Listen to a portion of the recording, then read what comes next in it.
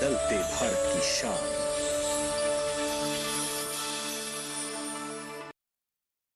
Digital किसान के प्रायोजक हैं LIC, हर पल आपके साथ।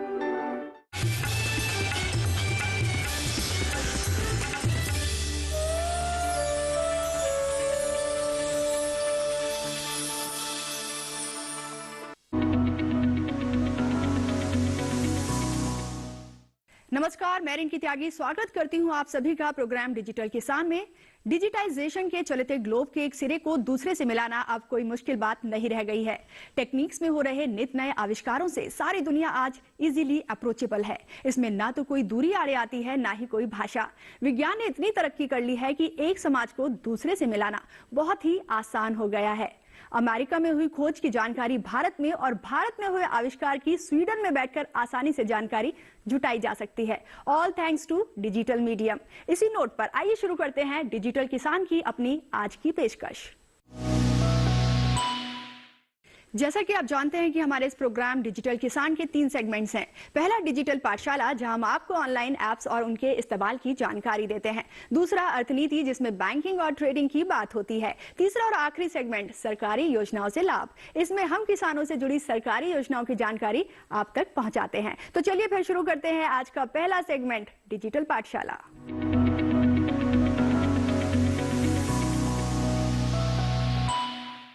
मौजूदा दौर में शायद ही सोसाइटी का ऐसा कोई वर्ग होगा जिसके पास मोबाइल ना हो। मनी ट्रांजैक्शन से लेकर बड़ी बड़ी डील्स तक मोबाइल से हो जाती हैं। ऐसे में मोबाइल बैंकिंग भी आम सी बात हो गई है। तो क्यों नहीं आप भी मोबाइल बैंकिंग की शुरुआत कर दें? क्या कहा, नहीं आता? आपको डिजिटल साक्षर बनाना ही तो हमारे शो का मकसद है। तो आज अपने एक्सपर्ट अनुज गुप्ता से जानते हैं SBI मोबाइल बैंकिंग से जुड़ी तमाम जानकारी।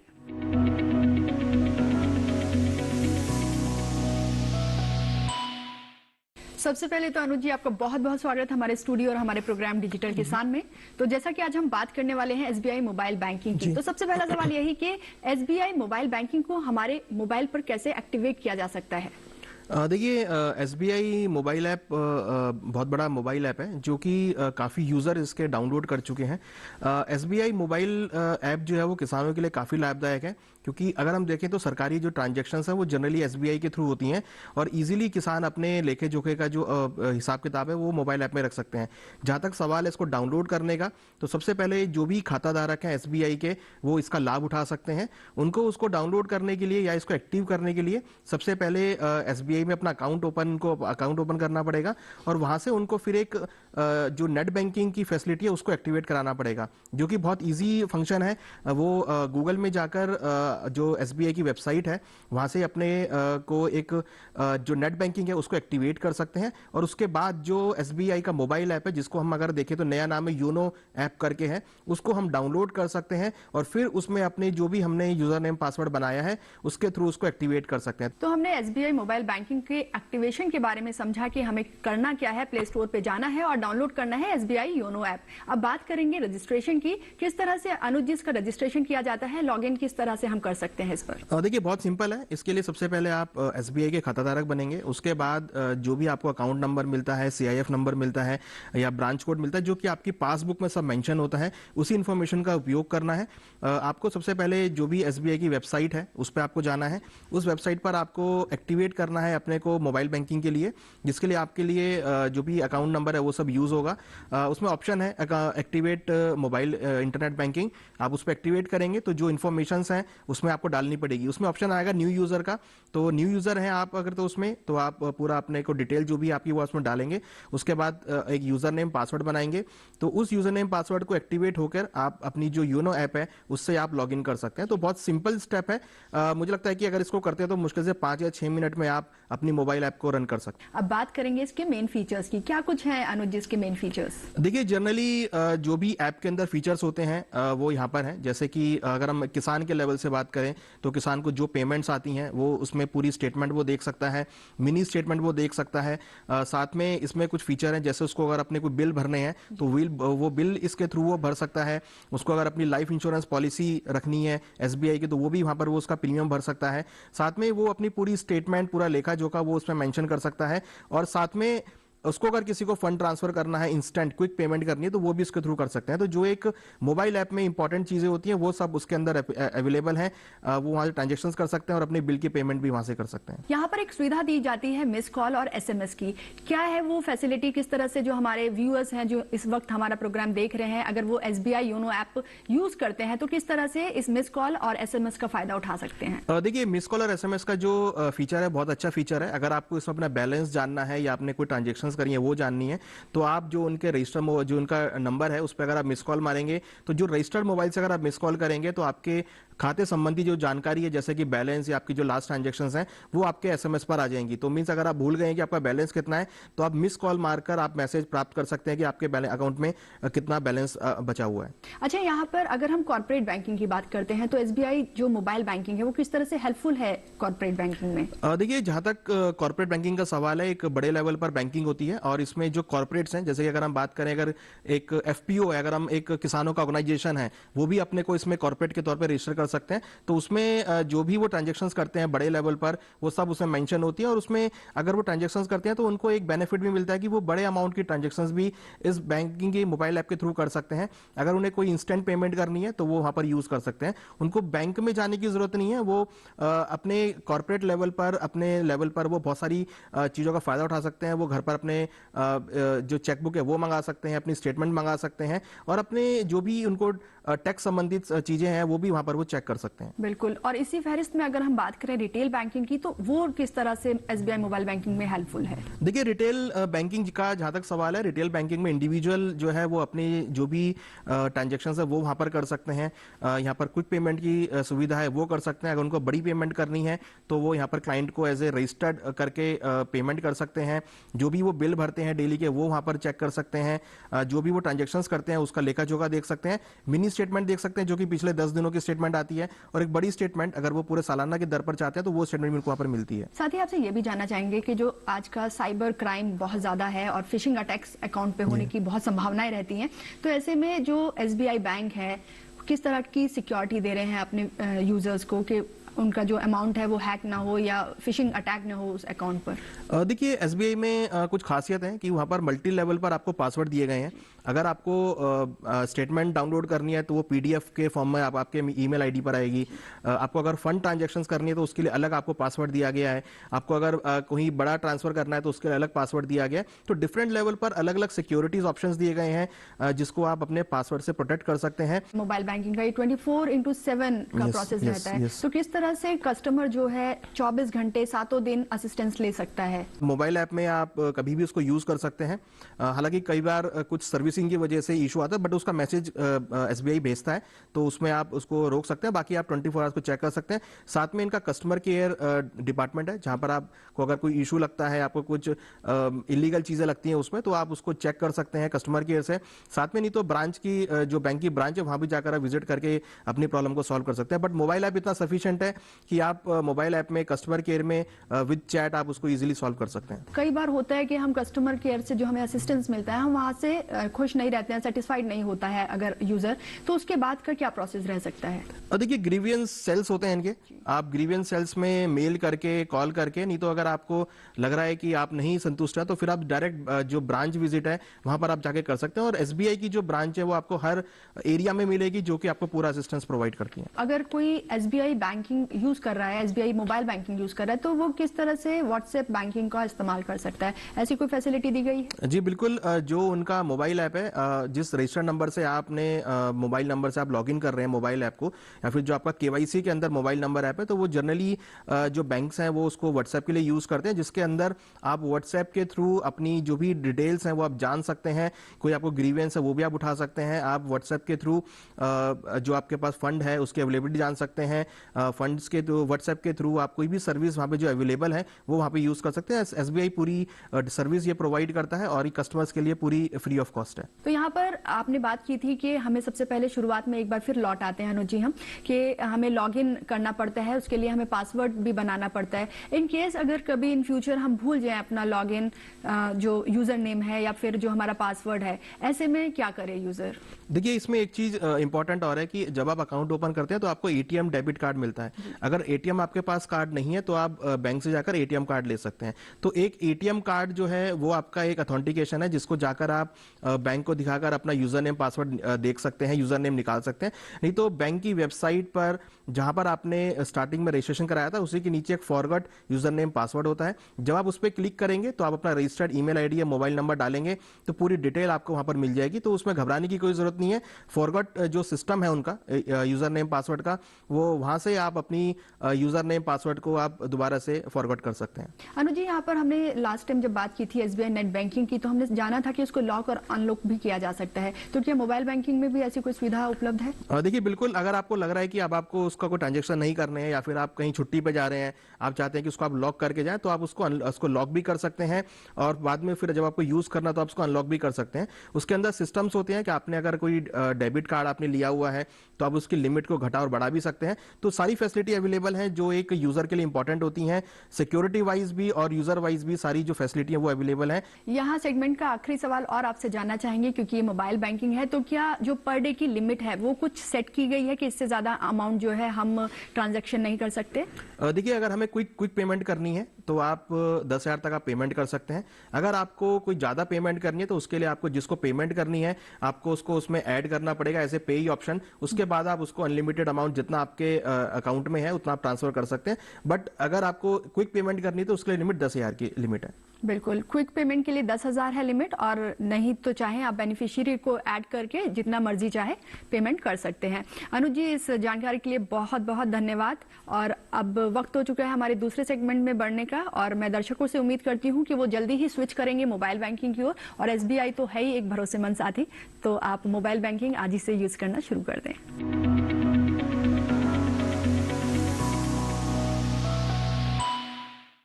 उम्मीद करते हैं डिजिटल पाठशाला में आज एसबीआई मोबाइल बैंकिंग पर मिली जानकारी का आप भरपूर फायदा उठाएंगे। फिलहाल यहाँ पर वक्त हो गया है एक छोटे से ब्रेक का। ब्रेक के बाद मिलते हैं हमारे अगले सेगमेंट अर्थनीति में, जहां हम MIS यानी मंथली इनकम स्कीम के कुछ और फैक्ट्स के बारे में जानकारी देंगे आपको।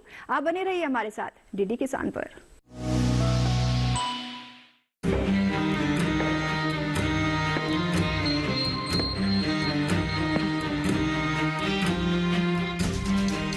कब तक आप ऐसे फ्यूचर का टेंशन लेकर चलते रहेंगे?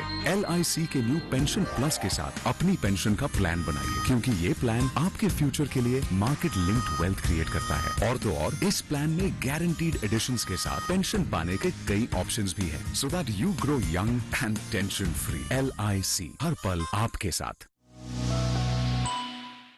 ब्रेक के बाद आप सभी का स्वागत है डीडी किसान पर। आप देख रहे हैं प्रोग्राम डिजिटल किसान। अपने सेगमेंट यानी अर्थनीति में आज हम बात करेंगे MIS यानी मंथली इनकम स्कीम की। डिजिटल किसान की अपनी पिछली कड़ी में हमने जाना था कि MIS क्या है, इसके मेन फीचर्स क्या है और ये कैसे काम करता है। आज हम इसके कुछ और खास पहलुओं से आपको रूबरू कराने जा रहे हैं।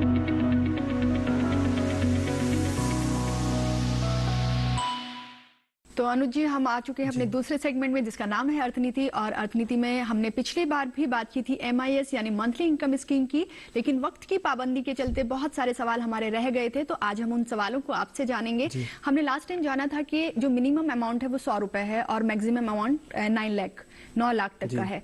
तो अगर किसी की जो अमाउंट है ये एक्सीड हो जाता है तो उस सिचुएशन में क्या होता है? क्या इंटरेस्ट ज्यादा मिल जाता है या उल्टा फाइन लग जाता है? देखिए, ना तो इंटरेस्ट मिलता है ना फाइन लगता है, क्योंकि जो उसकी लिमिट है वो 9 लाख से, आप 9 लाख से ऊपर वहाँ पे इन्वेस्टमेंट नहीं कर सकते हैं। तो मुझे लगता है कि अगर कोई भी इन्वेस्टमेंट कर रहे हैं तो आप जो लिमिट है उसका ध्यान रखें। तो आप जो भी आप अमाउंट डिपॉजिट कर रहे हैं वो 9 लाख की लिमिट है, और 9 लाख की लिमिट वो भी ज्वाइंट होल्डर के लिए है। अगर आप सिंगल होल्डर है तो आप 4.5 लाख रुपए तक इन्वेस्टमेंट कर सकते हैं। तो ये आप ध्यान में रखें और अपने अमाउंट को आप देखकर इन्वेस्टमेंट करें। जब भी हम कोई पॉलिसी लेने जा रहे होते हैं, जब कोई स्कीम में हम इन्वेस्ट करने जा रहे होते हैं, तो बहुत सारे सवाल हमारे मन में होते हैं। तो हम जानना चाहेंगे कि मंथली इनकम स्कीम लेते समय जो एक न्यू कस्टमर है या यूजर है, जब वो स्कीम लेगा तो वो कौन कौन से सवाल होंगे जिनका जवाब मैं चाहूंगी कि हमारे दर्शकों को पहले ही दे दें, कि इससे पहले कि वो उनके जहन में उठे वो सवाल। देखिए, एक तो इसमें इंपॉर्टेंट है कि उस स्कीम का टेन्योर कितना है। और उसका जो आप रिटर्न आ रहा है वो कितना है, कि अगर आपको लगता है कि आप जो रिटर्न आ रहा है मंथली, आपको जो इनकम आ रही है वो आपके लिए उस मंथली के एक्सपेंस, क्योंकि जनरली एमआईपी हम जो मंथली इनकम प्लान है वो हम इसलिए लेते हैं क्योंकि हमारा जो मंथ का एक्सपेंस है वो पूरा हो जाए। आपको लगता है कि जो रिटर्न उसमें से आ रहा है, जो इंटरेस्ट रेट है उसको आप कंपेयर कर सकते हैं, और आपको अगर लग रहा है कि वो इंटरेस्ट रेट सही आ रहा है और एक लंबे अवधि तक कंटिन्यू आ रहा है और जो टेन्योर है वो आपके लिए काफी अच्छा है, तो उसमें आप इन्वेस्टमेंट कर सकते हैं। और साथ में आप ये भी देखें कि जिस स्कीम में आप लगा रहे हैं वो स्कीम जो है वो कितनी फ्रूटफुल है, और कहीं ऐसा ना हो कि आप गलत स्कीम में लगा दें, और कोई ऐसा तो नहीं है कि आप ऐसी स्कीम में लगाना चाह रहे हैं जो कि आगे बंद होने की कगार पे लग रही है आपको। तो हमेशा रिकॉग्नाइज स्कीम के साथ जाएं, बैंक्स के साथ जाएं, या जो रिकॉग्नाइज कंपनीज हैं उनके साथ आप जा सकते हैं। इन लोगों को क्यों एमआईएस में पैसा इन्वेस्ट करना चाहिए, किस तरह से बेनिफिशियल हो सकती है यूथ और जो यंगस्टर्स हैं, कॉलेज जाने वाले स्टूडेंट्स हैं, उनके लिए? जनरली हम देखें तो यूथ और जो फीमेल्स हैं उनको अपने मंथली एक्सपेंसेस को पूरा करने के लिए कुछ इनकम सोर्स ही होता है। तो एक तरीके से अगर आप एमआईपी यूज करते हैं तो एक income source, monthly income source start हो जाता है कि उनका जो डेली खर्चे हैं या फिर जो मंथली एक्सपेंसेस हैं वो यहाँ पर पूरे होते हुए दिखते हैं। तो उनको हर महीने अपनी पॉकेट मनी की रिक्वायरमेंट नहीं होती है, वो इस एमआईपी के थ्रू अपनी जो भी एक्सपेंसेस है उसको यूज कर सकते हैं। एक तरीके से एक पॉकेट मनी उनको मिल रहा है जिसको वो अपने मंथली एक्सपेंस के लिए यूज कर सकते हैं। तो जनरली ये हम देखते हैं कि जो चिल्ड्रंस होते हैं वो इसको यूज करते हैं, जो जूनियर होते हैं वो इनको यूज करते हैं, इनको स्टूडेंट्स यूज करते हैं, और साथ में जो घरेलू महिलाएं हैं वो भी इसको काफी यूज करती हैं। तो यहाँ पर ये भी जानना चाहेंगे कि सपोज करिए कि किसी ने किसी राज्य में एमआईएस अपने बैंक में ले ली है, सुविधा स्कीम खुलवा ली है, लेकिन इन केस कुछ लोग होते हैं ट्रांसफरेबल जॉब में होते हैं, ट्रांसफर हो जाता है, तब एमआईएस को किस तरह से शिफ्ट किया जाए? अगर उस जिस एरिया में वो शिफ्ट हुए हैं, अगर उस एरिया में उसका ब्रांच है तो वहां पे वो शिफ्ट हो जाता है। ऐसा उसमें नहीं है कि नहीं शिफ्ट होगा, ये ट्रांसफरेबल होता है। सपोज अगर ये पोस्ट ऑफिस में करा रहे हैं और दूसरे एरिया में शिफ्ट हो गए हैं तो दूसरे एरिया के पोस्ट ऑफिस में वो शिफ्ट हो जाएगा इजीली, या फिर अगर उन्होंने किसी बैंक में लिया है तो उस दूसरे बैंक की जो ब्रांच है वहां पे वो शिफ्ट हो सकता है। तो ये भी ट्रांसफरेबल है, और ये ऐसा नहीं है कि क्लाइंट को उसी एरिया में आना पड़ेगा। जिस एरिया में वो शिफ्ट हो रहा है वो उस एरिया की ब्रांच में उसको शिफ्ट करा सकता है। तो इजीली जहाँ पे आपका बैंक अकाउंट होता है ये आप स्कीम को भी उधर ही शिफ्ट करा सकते हैं? जी बिल्कुल, ये बिल्कुल बैंक अकाउंट की तरह है। अगर आपको लगता है कि आपको अपने नियरेस्ट ब्रांच में कराना है तो वहां पर भी शिफ्ट हो जाता है। अगर आपका एमआईएस एक बार मैच्योर हो गया है तो क्या आप उस मैच्योर जो अमाउंट आपको मिलता है उसको किसी और पॉलिसी में भी हम लगा सकते हैं? देखिए, अगर आपका मैच्योर हुआ है तो आप जो आपको अमाउंट मिला है आप उसको किसी भी पॉलिसी में लगा सकते हैं। आप उसको आरडी में लगा सकते हैं, आप उसको एफडी करा सकते हैं। तो जो मैच्योर चीज हो गई वो तो आपकी अपनी हो गई, आप उसको कहीं पर भी किसी भी दूसरे इंस्ट्रूमेंट में आप उसको इन्वेस्ट कर सकते हैं। लेकिन अगर उसी पॉलिसी को हम आगे बढ़ाना चाहे मैच्योरिटी पीरियड के बाद, तो उसमें उसका क्या प्रोसेस है, क्या ऐसा किया जा सकता है? देखिए, एमआईपी के अंदर अभी ऐसा प्रोसेस नहीं है, बट अभी अगर हम देखें तो कहीं ना कहीं कुछ स्कीम ऐसी हैं जिसमें आप उसको आगे 2 साल के लिए और एक्सटेंड कर सकते हैं। तो ये कुछ पॉलिसीज में है जिसमें आप उसको 5 साल के बाद, क्योंकि इसका मैक्सिमम टेन्योर 5 साल है, अगर मैच्योर हो गया तो आप उसको 2 साल के लिए आगे और इसको एक्सटेंड कर सकते हैं। यहाँ पर हम आपसे आईवीआर फैसिलिटी के बारे में भी जानना चाहेंगे। जब आप बात करते हैं तो आप जनरली देखते होंगे कि कंप्यूटर जो है वॉइस के थ्रू आपसे डिस्कशन करता है। तो इसमें जनरली हम देखते हैं काफी कंपनीज जो है ये सिस्टम रखती हैं जिसमें आप मोबाइल से जब आप कॉल करते हैं तो वो कुछ नंबर डायल करने के लिए बोलती हैं कि हिंदी में बात करना है 1, इंग्लिश में बात करना है 2। तो उस टाइप से ये सिस्टम होता है, और ये सिस्टम जनरली काफी कंपनीज रखती हैं, और एक सिस्टम ऑथेंटिक भी रहता है। तो अगर आप कोई भी इसमें इंफॉर्मेशन शेयर कर रहे हैं तो उसके अकॉर्डिंग अगर आप प्रेस करते हैं तो उसमें आपको जो भी इंफॉर्मेशन है वो मिल जाती है। साथ में इसमें इंपॉर्टेंट ये कि आपका जो रजिस्टर्ड मोबाइल नंबर है उसी से आप डायल करें। यहाँ पर हमने मंथली इनकम स्कीम के बेनिफिट्स के बारे में तो बहुत सारी बातें जान ली है, तो क्या इसमें कोई रिस्क फैक्टर भी होता है, वो क्या कुछ है जिनका हमें ख्याल रखना है? देखिए, रिस्क फैक्टर अगर हम बात करें तो अगर आपने कोई एमआईपी किसी स्टॉक मार्केट से रिगार्डिंग लगा रखा है तो पॉसिबली कि वो डिपेंड करेगा स्टॉक मार्केट की रिटर्न्स के ऊपर में, तो वहां पे वो थोड़ा रिस्क हो सकता है। मगर जनरली एमआईपी की अगर हम बात करें तो ये पोस्ट ऑफिस से ज्यादा रिलेटेड रहती है, क्योंकि ये देखें तो ये गवर्नमेंट से रनिंग स्कीम्स हैं जो कि गारंटेड रहते हैं। तो जनरली जब भी कोई एमआईपी की बात करता है तो हम जनरली यही रिकमेंड करते हैं कि आप पोस्ट ऑफिस में लगाएं, क्योंकि वहां पे जो रिटर्न्स अभी जो भी वहां पे जो इंटरेस्ट रेट है वो रिवाइज हुए हैं, जो कि करीबन 7.3% है, काफी अच्छे इंटरेस्ट रेट्स हैं। तो अगर किसी को एमआईपी करना है तो पोस्ट ऑफिस को प्रेफर कर सकते हैं, या फिर किसी जो सरकारी बैंक है उसको प्रेफर कर सकते हैं। बिल्कुल। यहाँ पर मंथली इनकम स्कीम पॉलिसी को क्या कुछ रिव्यू करने का भी प्रावधान दिया गया है? देखिए, रिव्यू करने का प्रावधान है, वहां पर आप इंटरेस्ट रेट रिव्यू कर सकते हैं। आपको अगर दूसरे ब्रांच में शिफ्ट करना है तो वो भी पॉलिसी को आप शिफ्ट कर सकते हैं, और अगर आपको अगर आप उसको पहले प्री मैच्योर करना चाहें तो वो भी वहां पे ऑप्शन है, मगर उसमें जो डिडक्शंस हैं वो वहां पर रहती हैं। यहाँ पर अनुज जी हम आपसे MIS और POMIS दोनों स्कीम्स का कंपैरिजन आपसे चाहेंगे, जिससे कि ये क्लियर हो जाए कि कौन सी जो स्कीम है वो ज्यादा बेनिफिशियल है। देखिए, MIS जो है वो जनरल MIS है, मंथली इनकम स्कीम है, इन्वेस्टमेंट स्कीम है, जबकि दूसरी वो पोस्ट ऑफिस वाली स्कीम होती है। तो यहाँ पे फर्क कुछ नहीं है, काम दोनों का सेम है। यहाँ पे सिर्फ ये है कि जो POMIS है ये पोस्ट ऑफिस के द्वारा की जाती है और इसका जो भी इन्वेस्टमेंट है वो हम पोस्ट ऑफिस में करते हैं और किसी भी एरिया के पोस्ट ऑफिस में जाकर आप कर सकते हैं। प्रेफर ये कि जिस एरिया में आप रह रहे हैं आप उसके पोस्ट ऑफिस में जाकर विजिट करके अपना POMIS अकाउंट ओपन कर सकते हैं और उसके अंदर आप अगर इंडिविजुअल है तो आप 4.5 लाख रुपए, और अगर आप ज्वाइंट होल्डर है जो कि एक बारी में 3 ज्वाइंट होल्डर मैक्सिमम बन सकते हैं, उसमें आप 9 लाख रुपए डाल सकते हैं, जिसमें आपको 7.3% के हिसाब से मंथली जो रिटर्न्स हैं वो आपके अकाउंट में, सेविंग बैंक अकाउंट में आती रहेंगी। तो POMIS और MIS में सिर्फ ये फर्क है कि आप MIS किसी अदर कंपनी के साथ ओपन कर सकते हैं और POMIS जो होता है वो आप पोस्ट ऑफिस के साथ ओपन करते हैं। यहाँ पर हम, क्योंकि हमारा प्रोग्राम ही है डिजिटल किसान, इसका नाम ही है डिजिटल किसान, तो हम आपसे ये भी जानना चाहेंगे जब हम MIS की बात करते हैं तो ऐसा वो कौन सा डिजिटल प्लेटफॉर्म है जिस पर जाकर हम पूरी ऑनलाइन जो जानकारी है, सटीक जानकारी है MIS से रिलेटेड, वो ले सकते हैं? देखिए, जो पूरी डिटेल है वो आपकी पोस्ट ऑफिस की जो वेबसाइट है वहां पर आप जा सकते हैं, जहां पर POMIS के रिगार्डिंग पूरी डिटेल है।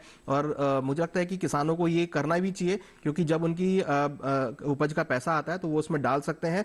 जब उनको इसके MIP के मंथली इनकम मिलेगा तो वो अपने जो डेली के एक्सपेंसेस है वो इससे पूरे यूज कर सकते हैं। तो पोस्ट ऑफिस की वेबसाइट पर जाकर, अगर वेबसाइट नहीं चेक कर सकते हैं तो हर एरिया में पोस्ट ऑफिस अवेलेबल है, जहां पर जाकर आप अपनी पूरी MIS के रिगार्डिंग पूरी डिटेल ले सकते हैं। अदरवाइज पोस्ट ऑफिस के एजेंट्स होते हैं, वहां के एम्प्लॉइज होते हैं, जिनसे आप जाके डायरेक्ट संपर्क कर सकते हैं। बिल्कुल, यहाँ पे पोस्ट ऑफिस की वेबसाइट पर आपको जाना है और आप MIS यानी मंथली इनकम स्कीम से जुड़ी पूरी सटीक जानकारी पा सकते हैं। अनुज जी, आप हमारे स्टूडियो में आए और अपना कीमती वक्त हमें दिया और इतनी अच्छी जानकारी हमारे दर्शकों से साझा की, आपका बहुत बहुत धन्यवाद। Thank you.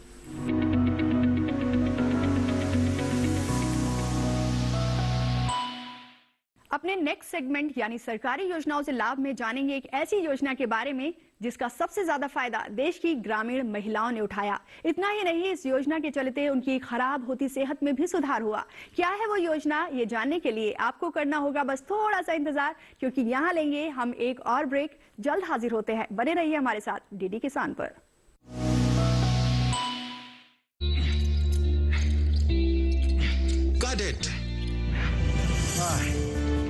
सोचिए, अगर असल जिंदगी में ऐसी हालत हो तो कितनी मुश्किलें होती हैं, लेकिन शुक्र है बैंकिंग के लिए नहीं। अगर आपकी उम्र 70 साल से अधिक हो या आप दिव्यांग हो तो बैंक आपको कुछ जरूरी बैंकिंग सुविधाएं घर बैठे बैठे दे सकता है। RBI कहता है, जानकार बनिए, सतर्क रहिए।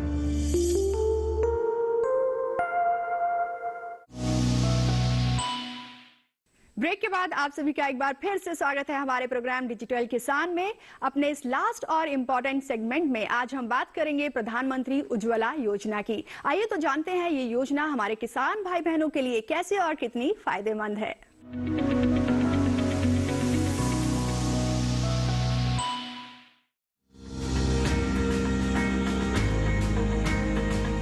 भारत में आधी आबादी महिलाओं की है, यानी देश के पूर्ण विकास के लिए इस आधी आबादी महिलाओं का विकास करना भी जरूरी है। और हो भी क्यों नहीं, महिलाएं पुरुषों के साथ कंधे से कंधा मिलाकर जो काम कर रही हैं। ग्रामीण महिलाओं को सशक्त बनाने के लिए सरकार ने कई योजनाएं चलाई हैं। प्रधानमंत्री उज्ज्वला योजना इन्हीं योजनाओं में से एक है। प्रधानमंत्री उज्ज्वला योजना की शुरुआत ग्रामीण और गरीब महिलाओं को ध्यान में रखते हुए की गई थी। प्रधानमंत्री जी ने 1 मई 2016 को उत्तर प्रदेश के बलिया से इस योजना को शुरू किया था। उज्ज्वला योजना के तहत कोई राशि जमा कराए बिना रसोई गैस कनेक्शन दिए जाते हैं और इसके लिए सरकार 1600 रुपए प्रति कनेक्शन वित्तीय सहायता देती है। इस योजना ने ग्रामीण महिलाओं को चूल्हे से आजादी दी है। आपको बता दें कि अगस्त 2021 में प्रधानमंत्री श्री नरेंद्र मोदी जी ने उत्तर प्रदेश के महोबा से उज्ज्वला योजना के दूसरे चरण की शुरुआत भी कर दी है।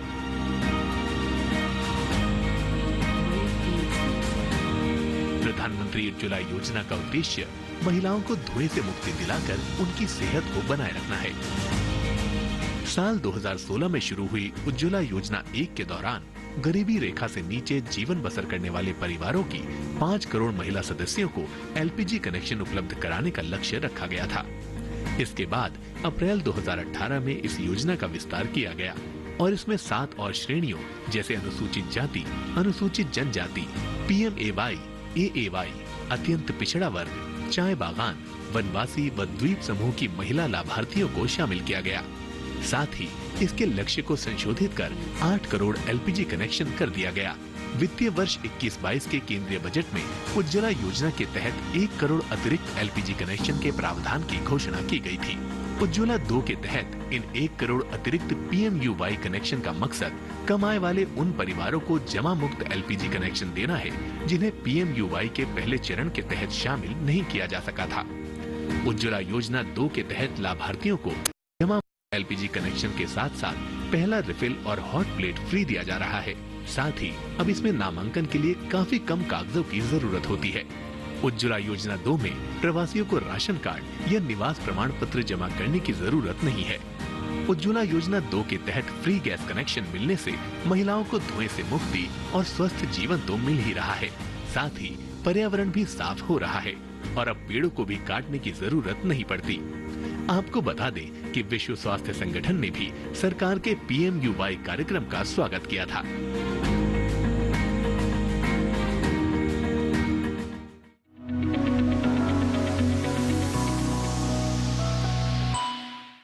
उम्मीद करते हैं कि डिजिटल किसान में आज दी गई तमाम जानकारियां आपके बहुत काम आएंगी। अगर आपके पास कार्यक्रम से जुड़ा कोई भी सवाल है या आप हमें अपना कोई सुझाव देना चाहते हैं तो आप हमें मेल कर सकते हैं। मेल करने के लिए हमारा पता है digital.agrikisan@gmail.com। नेक्स्ट वीक आपके लिए और नई डिजिटल जानकारियों को लेकर हाजिर होंगे। तब तक के लिए दीजिए इजाजत। नमस्कार।